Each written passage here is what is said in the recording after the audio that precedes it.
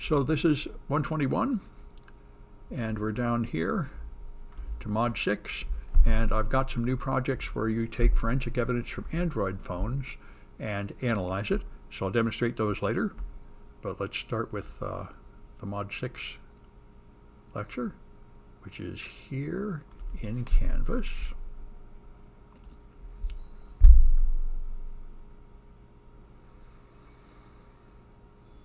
There we go.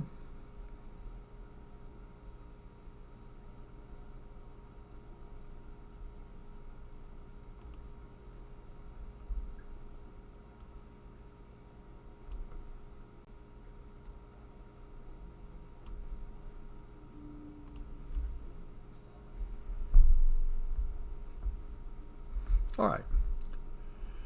So if you want to get evidence from a service provider, like say Gmail or Twitter or Facebook, then if you're a cop and you go to court, you can get a court order demanding that evidence. And even if you're not a police officer, if you can get a lawsuit, you might be able to get a court order demanding evidence from them about somebody. I know Devon Nunez tried this. When he was in Congress, people made fun of him on Twitter, and he got very, very angry. And he sued many times to try to get Twitter to give him the real name and IP address of accounts that were making fun of him. I don't think he ever got it, but he was trying to get it. So a preservation order is the first thing you'll get in such a case. You get a preservation order telling you to retain data because it may be relevant to an investigation. Typically, you retain it for 90 days, and it can be extended. So you have just a court order like the thing you see there. All right. Now, if you go to a crime scene and you're seizing evidence like computers and cell phones, then the first thing you have to do is document the scene. You take photographs of everything so you know where it was sitting, how the cables were connected, what device was near what other device, and all that, because all that may be important. And then after you've documented the way it is, then you seize these items and take them away. And you keep a record on your evidence list of everything you pick up, so you know exactly what you got with the serial numbers and descriptions and location where you got it, and take it all back. That's seizing evidence, and there's a lot of documents with standard ways to do this. The main things you do are you put portable devices like cell phones in a paint can or a Faraday bag, some kind of metal container, so that they can no longer connect to wireless networks, so they do not receive things like remote wipe signals from people that might have run away and then be trying to remotely erase the evidence, and secure them in tamper-proof containers and take them back to your lab where you analyze them and then lock them in some kind of locker or safe so you can maintain the chain of custody. All right. You got to take complete notes of everything. Typically you take videos or photographs of everything so you can record where everything came from. And the chain of custody form, I've mentioned before, is a document you keep hold that lists, says who seized it. You have the names, date, and time of who took possession of this and responsibility for it.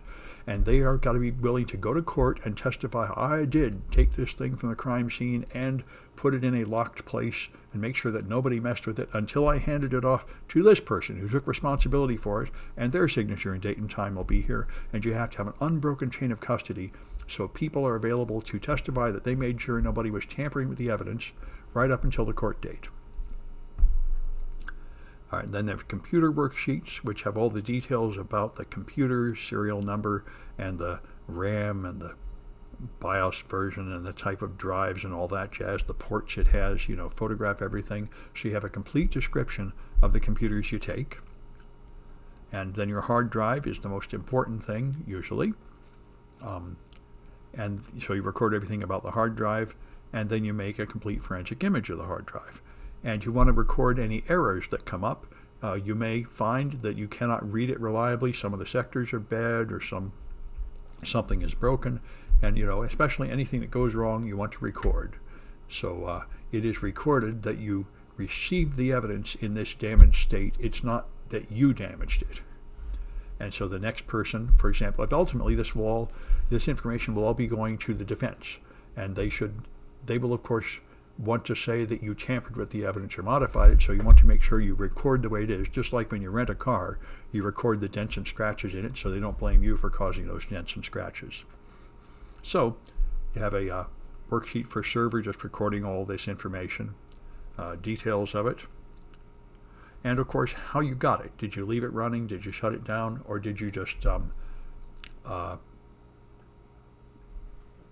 pull out the plug, which is the old technique? Does Defense get an image of the actual device? I don't know. I know in cases I was in, it was mostly documentary evidence. They got a copy of all that. It's a good question, and I don't know. The more I think about it, the more I don't know. I think what will happen is you'll get an order saying you must provide defense with the evidence, and you will provide them with some standard amount of evidence, and then if they feel like it's not enough, they can then complain and ask for more. And it's really ultimately up to the judge. But I think in standard situations, they don't get all these photographs. I think you just get sort of a statement saying you gathered the evidence in the usual way, seized it from here, and here's the image of the hard drive or something. And then I imagine in most cases you wouldn't give them any more details unless they ask for it.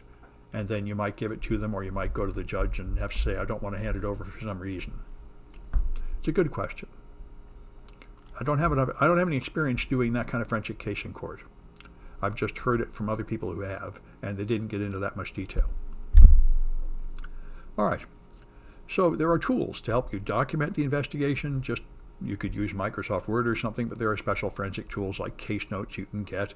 There's a tool called FragView that will help you visualize the fragments of web pages that you find in the cache of a browser. Your browser keeps little pieces of web pages and images just so it doesn't have to download them again.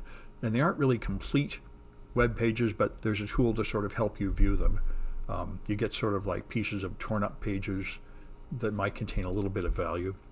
And there's a lot of mobile analyzing apps. Apps people put on phones to try to help them, like Network Analyzer lets you scan a network to see what devices are connected and so on. One big issue is time zones. That'll come up again later in the demonstration.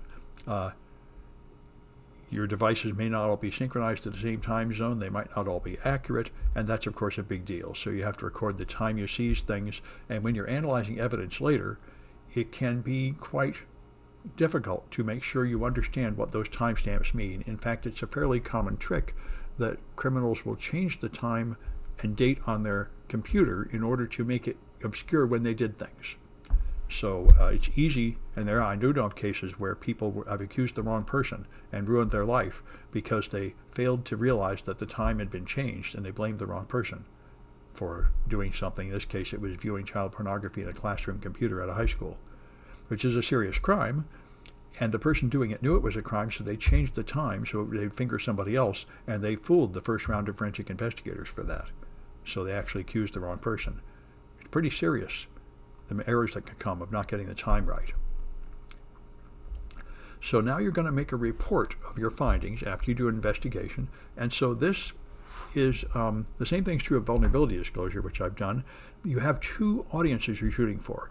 At the front of your report is an executive summary, which is a non-technical summary of what did you find, what did you examine, what does it mean, in simple English, and that is all most people look at. That's what the judge looks at, and the opposing attorney and everything. That's all most people want to see. Then there is an appendix to that, which has all the technical details, lists of files, forensic output of forensic tools. That can go on for long, but that is only for the opposing forensic examiner. Only the technical person will look at that.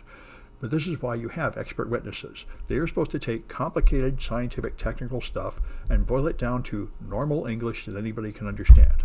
I found this email on this device. It was really sent by this guy at this time, and here's this email. And you can see it has important implications for whether this guy is guilty or not. That's what they want to hear. Something in plain English they can understand. All the technical details must be there so they can be examined by the opposing examiner, but that's the only person that's going to look at them. Most of the non-technical people involved are not going to look at that stuff. They're going to just trust their examiner to tell them whether that stuff looks okay or not. So that's the thing. And of course, this is the same principle when you do scientific papers. Your report has to be detailed enough that someone could recreate the same analysis. I remember when we had the discussion of forensic tools in some of my classes, my trainer liked to use Linux tools and tools he'd written himself. He said, some people say you have to use NCase or it won't hold up in court. He said, no, that's not true. My answer whenever they bring up the issue of tools is I verified my findings with multiple tools, and any competent forensic examiner will find the same thing, no matter what tool they use. And that is a very good answer. And by the way, that's something else I may not have mentioned. You cannot trust any one tool.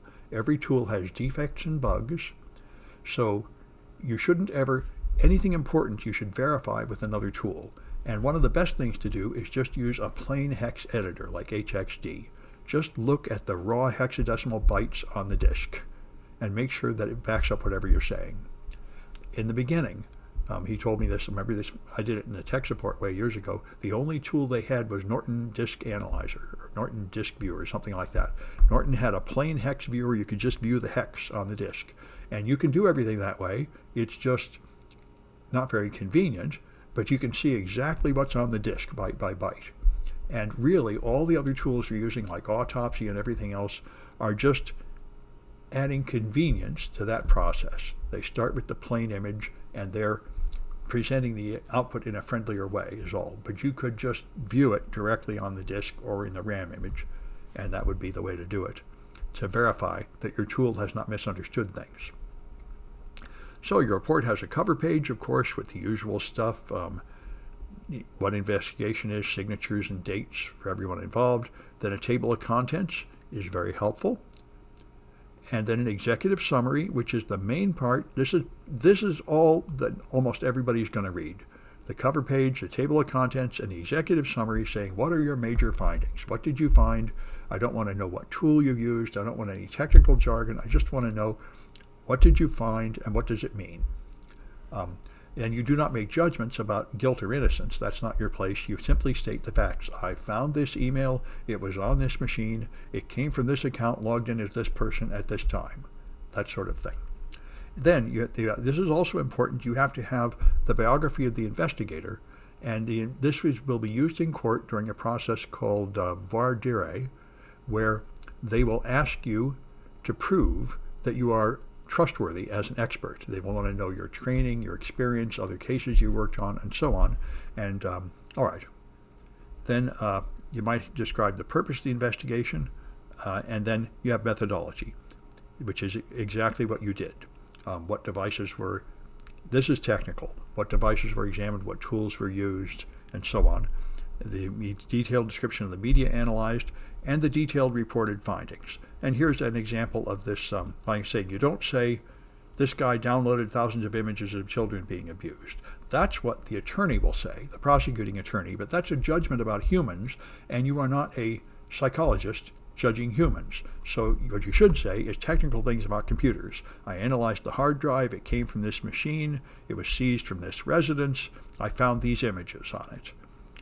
That sort of thing. And here I have evidence that he was the only user of the computer, and so on. This is all technical stuff that you can back up. You want to be careful not to step outside your area of expertise. An expert witness is the only person in court that can turn an opinion into evidence. Normal people, their opinions don't count. All that happens is what you saw or heard or what you did. But your opinions don't matter. But the expert witness, their opinions do matter because they are recognized as an expert in the field to whatever extent they're able to convince people that is true. But an opinion you have outside your area of expertise is not worthy of being considered as evidence. And if you get baited into stating opinions outside your area of expertise, you lose credibility. So they will try to trick you. So you'd be real happy to say, I cannot state anything about that because I'm not an expert on that field. But if you want to know about this computer and what I found on there, I can tell you about that. All right. And so, like I say, here's where in the appendices are where you have photos of the objects and such. And that gets back to the question that was brought up earlier. You will see some photos of them here. Probably not all the photos, but representative photos. Enough to justify your statement that this computer was found at the crime scene in the office belonging to the accused, and it looks like they were using it, that sort of thing. All right. This is an interesting statement. I'm not sure about this one. They say casing a glossary is a good practice. There is certainly an issue here. the defense counsels will argue that they were at a disadvantage because of their lack of resources, and I know that is true. One of my first forensic courses I've taken quite a few, my examiner said, if you want to get a job, all you have to do is volunteer to go to the Bar Association and give a talk about computer forensics, and you will immediately get job offers. And I found that to be true. I went to a users group in San Francisco, and I just gave a talk about computer forensics. I was teaching this course for the first or second time, and I went and demonstrated some simple stuff like how to retrieve deleted evidence off a hard drive, and immediately I got offers from defense attorneys to work for them. And I said, are you out of your mind? I'm just a teacher. I've only been investigating this for a year. I don't have a certification or anything. How could you entrust someone's case to me when I feel like I'm not ready to be an official forensic examiner yet at all? But I realized they're sort of desperate and often poor. And it is often the case that the defense hires somebody who is not very qualified, not very competent, because they can't find a good person. And so this is an issue. They'll try to say their examiners are at a disadvantage, so perhaps including a list of terms would help. And my trainer at the time said, in his experience, 90% of forensic examiners consist of a police officer who has been to a 10-hour vendor training course, and they don't really understand what the tools are doing at all. They just learn, click on this, click on that, here comes the report. They don't really understand what it's doing to the hard drive or anything, and therefore he can run rings around them in court by really understanding what the tools are doing. So that's the expert witness, like I say. The expert witness has opinions that matter, and their experience matters. For example, one question you will get is, couldn't a computer virus have put that bad evidence on there? Yes, that's important. Mobo brings up another thing. If you work for the defense, you can't work for the law later. You will be excluded from the High-Tech Crime Investigators Association if you ever worked for the defense. So if in your career you get offers from the defense, be aware that you will forever be on the defense side if you take any of those jobs, which I found very offensive when I first learned this. And by the way, you usually want to work for the police because, of course, I've got people mad at me by saying this before, but 90% of the time, the police are right? They don't go arrest completely innocent people and frame them all the time. There are some times when innocent people get accused, but most of the time, when they arrest somebody, they have pretty good evidence. So if you work for the police, you're mostly doing the good side. You're mostly helping to convict dangerous criminals, and you feel good about yourself. Whereas if you work for the defense, you're mostly trying to defend people that are guilty that you know are guilty. So it's more stressful and sort of worrisome to be on the defense. Somebody has to do it, but usually you'll have a more peaceful life if you work for the police. So you'd probably rather be working for them, but it's hard to get them to trust you. And so there's a problem for beginning forensic investigators. The cases you can easily get are defense cases, but the cases you want are prosecution cases. And for them, you need to have like police experience or military experience to try to get in, because they are very reluctant to, they see the defense lawyers as only a small step away from the criminals, pretty much the enemy, and they don't want to associate with them or trust them for understandable reasons. Anyway, all right, so your expert witness, you see what your purpose is. You educate the jury. That's why teachers often take this job. It's a very similar job, taking complicated things and explaining them in a way that a normal person can understand them.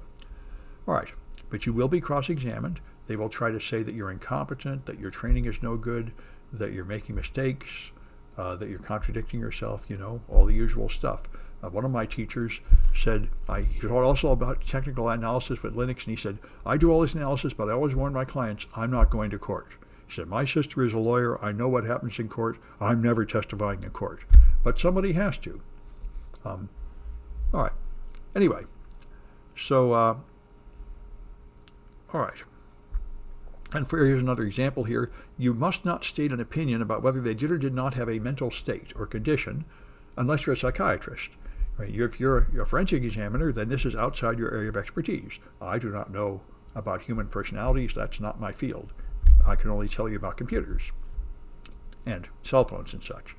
So that's your goal. Your goal is to educate the jury and explain to them what you have found and what it means. All right. Same thing as a teacher. So to prepare for trial, you have to be ready. You have witnesses typically have a written report with a complete statement, the facts or data, exhibits, and so on.